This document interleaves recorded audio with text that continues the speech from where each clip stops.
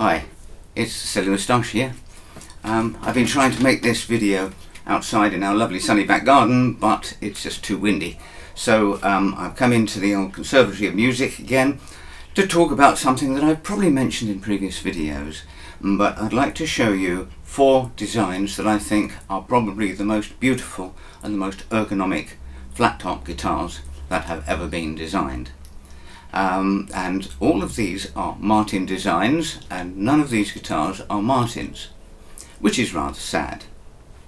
But in the 1800s, late 1800s, Martin determined that they would make guitars with a certain volume, cubic capacity, to suit certain size audiences or venues.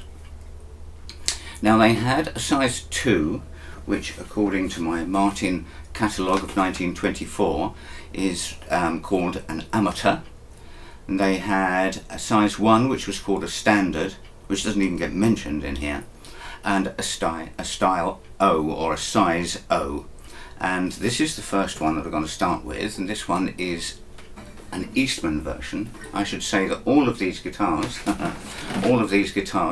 are rosewood back and sides, my choice, and the 2 Eastmans have Adirondack, and the 2 Collings have Sitka, but the 2 Collings are somewhat older, 2003, 2007, and these are a year or so older, a year or so old, I should say. So this is a style O, what Eastman strangely call an E20P. This is called a concert.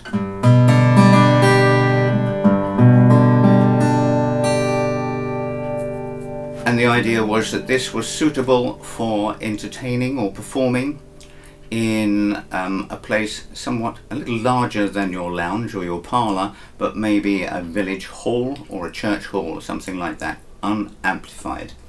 Suitable for what? 50 people to hear? And then, also in 1898, they produced the double O. This was called the Grand Concert. Now you might say there's not an awful lot of difference in this, and you'd be right, because the concert had a body width of 13.5 inches and a depth of 4 3/16, whereas the double O had 14 1/8, 5/8 wider, and a depth slightly smaller at 4 1/16. I don't really expect you to remember all these, I'll write them down below. I think, however, that the double O is the most beautiful, elegant, ergonomic design ever made. I really do. Now both of these guitars had a scale length of 24.9 inches. They would have had, I do believe, they would have had a nut width of 1 13/16. Diddly diddly da, I'm going to check that. It doesn't choose to tell me. Okay, fair enough. I think, oh no, here we go. 1 7/8, 1 7/8. And so slightly wide on the double O, that's the Grand Concert. So what's that? A large church hall or something as such. Then we jump to 1902, about 4 years later, where they brought out the triple O, which was called the Auditorium. Now I've done some research on this, and apparently auditorium really means a venue of 300 or more people. 300 people playing this guitar unamplified, everybody being able to hear everything. That's the idea. How different it is from open mics where if 10 people gather, they need a PA system. This is the first guitar that came out with a longer scale, not a long scale, a longer scale of 25.4, which is their standard scale length for Dreadnoughts and such that followed. This is also rather a beautiful design. Still like the double O better, but I tend to use this one more, frankly. So having a longer scale has perhaps a little bit more power, a little bit more tension in the strings. Oh, I should have said that that was 15 inches as opposed to 14 and 1/8, so it's 7/8 wider, but still the same width. And then a leap. That, by the way, this was the largest guitar that Martin made from 1902 until 1931. Yes, there were things like the OM, which I will talk about in a moment. 1931, Martin brought out the Dreadnought, the D1, and this is a Collins equivalent to a D2, which became a D28. This is the original Dreadnought, 12 fret body, as all of these are, 1 7/8 nut on a Martin, on 1 13/16 on Collins. This retains the slotted headstock. Now I say 1931, but of course Martin were making them earlier than that, and they were designed as early as 1916 and sold in very small numbers to the Ditson Company. We all know about those, or if not, you will find out shortly. Now, we are all very used to the Martin sound. With these 4 instruments and the ones before, Martin retained an ethos of even balance. Not too much bass, not too much treble, not too much middle, just even across the strings.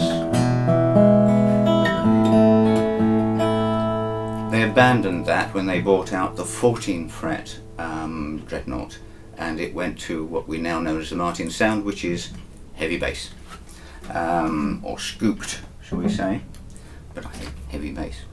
A little word about the OM. The OM was this guitar, which was reduced by about 1.5 inches in length to give the 14 frets, and a thin rhythm neck was put on. And then they abandoned the slotted headstock and went for the cheaper to make slab head or flat head, whatever you want to call it, solid head stock. Now, some people say that smaller guitars are boxy. I'm just going to play these one after the other and let you decide. Are you going to get the same amount of bass from a size O as you would from a Dreadnought? Proportional to everything else. Just listen.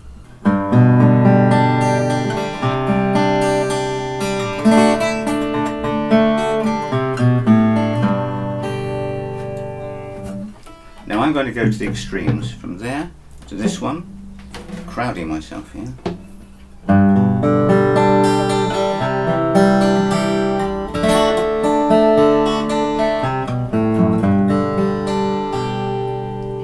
Now remember that Collins have retained that ethos, that Martin ethos of even balance.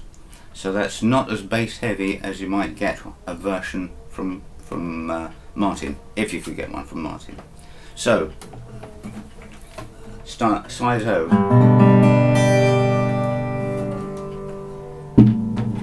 Size double O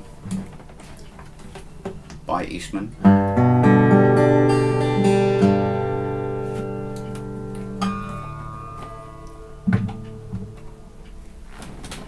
Triple O by Collins, and somewhat older guitar.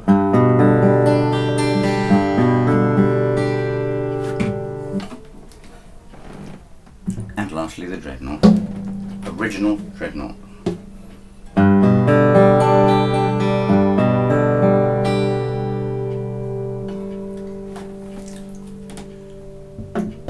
So I would say that in the absence of Collins O and double O, and in the absence of any Martins, these are pretty much typical of those designs of the eras from the 1890s until the first third, 1930s in Martin. And I still think that these are the most beautiful designs that have been made to date. If you have been, thanks for watching. Always look forward to your comments and questions. So, see you on the other side. Bye.